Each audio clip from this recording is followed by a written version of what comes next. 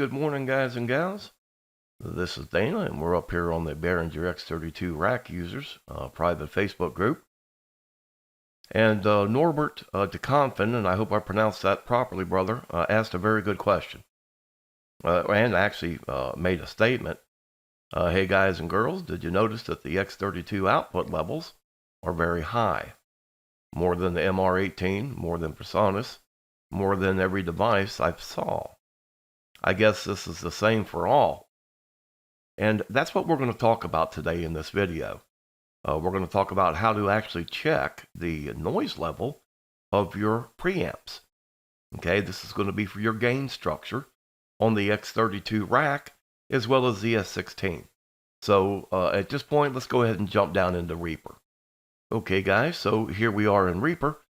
And what I have set up, if you're not familiar with Reaper, it's simply through your same way as your routing. I've got 32 channels coming into Reaper, and then 32 channels going back into the X32 rack, as well as the S16. Now, I also run the X Live card. This is just a backup for my backup, guys. This is what we're going to use to test these preamps. And I've got everything set to record. And I've also got a mic over here on channel 32. Okay? And we're going to go over some ways after we see how to check our preamps to how you can get a lot of this noise and hiss out of your system. If you're doing this properly, you should have no noise whatsoever coming out of those mains or front of house. Okay? And it's real easy to do. So I'm going to go ahead and hit the record button here. And there we go. So it's recording all 32 channels now.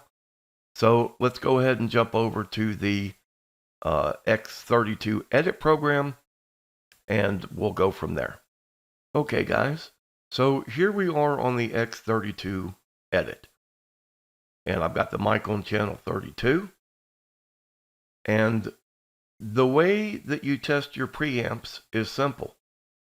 Okay? We're going to jump back over to channel 1. You're simply going to take your gain control and you're going to run it all the way up. Now, that's 60 dBs maxed out. And you're going to want to do this for every single channel. And I'm not going to go through here and do every single one of them. That's kind of why I've got one of the hot mics over here on channel 32. Okay, it's a SM57. And I'm going to show you some real common mistakes that people make. And if you notice right down here, you'll see where it's actually coming up on the meter just a little bit. Okay, so that right there with no microphone attached, nothing else done to this signal, it's coming in probably around anywhere from 62 to 65 dBs. Okay. We're going to go ahead and run our main up over here, get it to around 0. Everything's zeroed out on the board, guys, okay? That's how you check your preamps. That's how you can tell how much signal you have coming into that preamp. In other words, that's how noisy it is, okay? So let's go ahead and go over here to channel 32. Now, the first thing that you want to do is, if this is going to be for a vocalist, then you're going to want to load a preset on there. Okay? And I'm going to show you why. Let me come down here and find it. Don't matter what we use. Moshi vocal. Let's go ahead and do that one. We're going to hit select all and say load. Now, the reason that you want to do this is because mostly the EQ. If you may have some EQ presets to where you may have a boost in there. Well, if you have a boost in there, then that's going to affect your overall signal. Okay? So that's the first place you want to start. So now the second place is over here. We see everybody do it. Okay? They come up, they're about 4 or 5 inches away from the microphone, which is what I am right now. I take my thumb and my pinky, I extend it fully from my lips to the microphone, and that's where I am right now. And they'll come up and they'll go check, check, check, check, check. Now, as you can see by your input meter over here, that's exactly where I always tell you I like to see my input gains, around a negative 18 dBs, okay? But this is improper, guys. This is a dynamic microphone. You should have this down, because you should be right up here on this microphone. And I'm going to move my other mic out of the way just for a second so I don't clip it. This is the audio you'll hear in the video. So now I'm where I need to be. So now I come up and I go check, check, check, check, check, check, check, check, check. And now I'm right there where I want to be. Okay? So we've actually reduced this by 12 dBs of gain. It's not needed. If it's not needed, don't put it in. This will help reduce the hiss, the noise that you'll have coming out of your speakers. Okay? So now that we've done our sound check, now what's the next thing that happens? Well, they're up there singing. They're not going check, check, check. They're doing this. You ain't nothing but a hound dog. I apologize for my singing, guys. It's 3:30 in the morning. I can't get too loud. But you see, I've already clipped the audio. Okay? You don't need that. You need to do these sound checks like these people are going to be singing. It doesn't matter if you've got a guitar in there. If you're going through your drums, all of this should be done beforehand. Okay? So now that we've reduced the gain, let's try this again. You ain't nothing but a hound dog. Okay?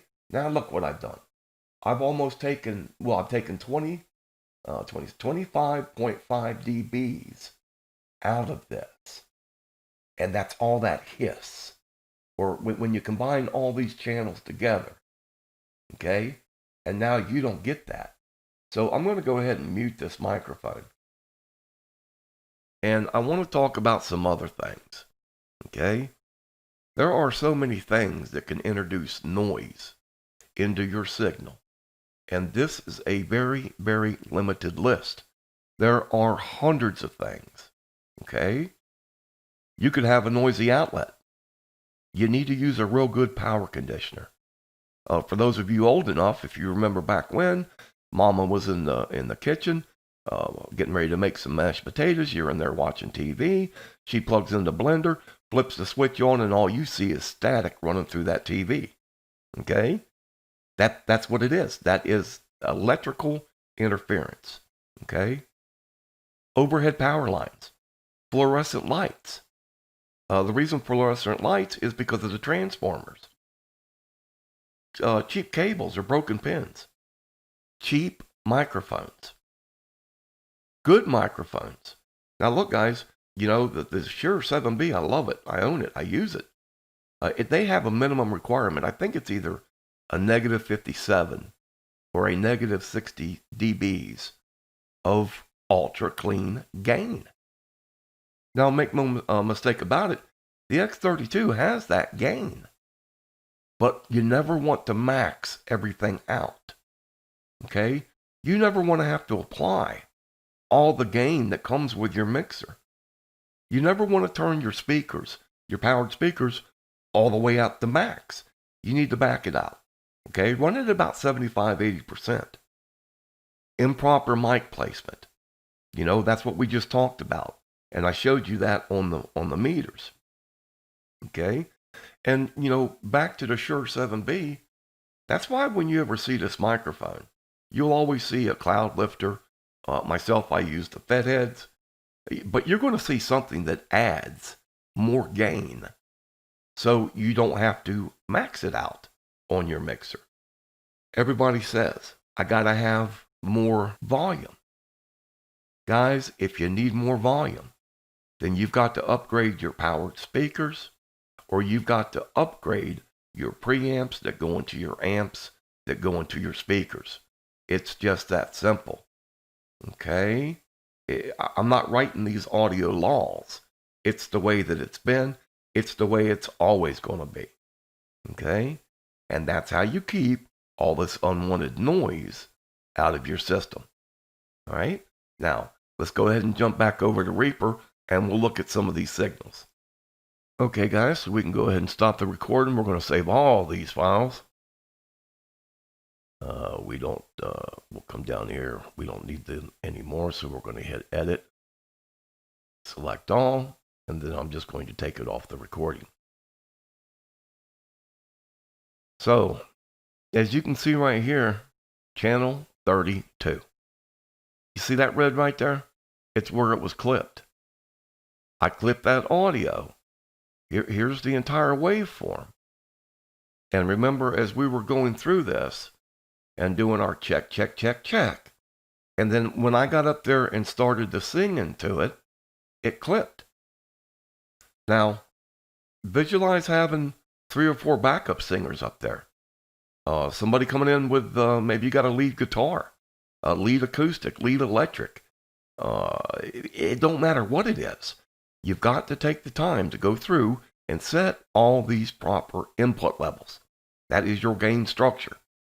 It all starts with the gain. All right? So, and I'm sorry, guys, I am jumping back and forth on everything here. But I've got to get it to where it's going to play out now. As you can see, when I record, it's on the ASIO file. Here's my X-Live driver. I got 32 coming in. I got 32 going out. And I need to change this to the wave out and say, okay. So now when I play this, okay, I can come up here and put a meter on it. And let's watch the meter. Of course, right now it's at an infinity. And let's just go ahead and hit play. Okay? Now remember, this was an open mic. So now let's go ahead and bring it up a little bit closer to where we started clipping. Let's just zoom that out a little bit so we can watch it again.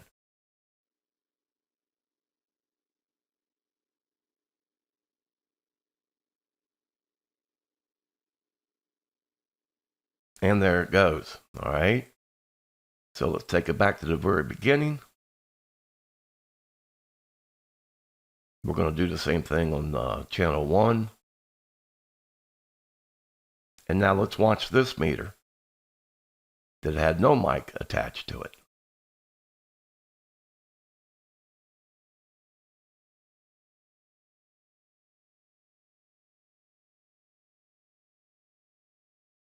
You see this? Let's go ahead and solo it out.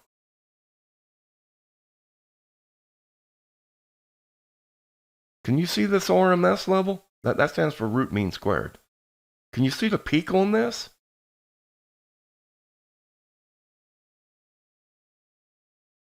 You see that? That is no noise whatsoever coming into that file.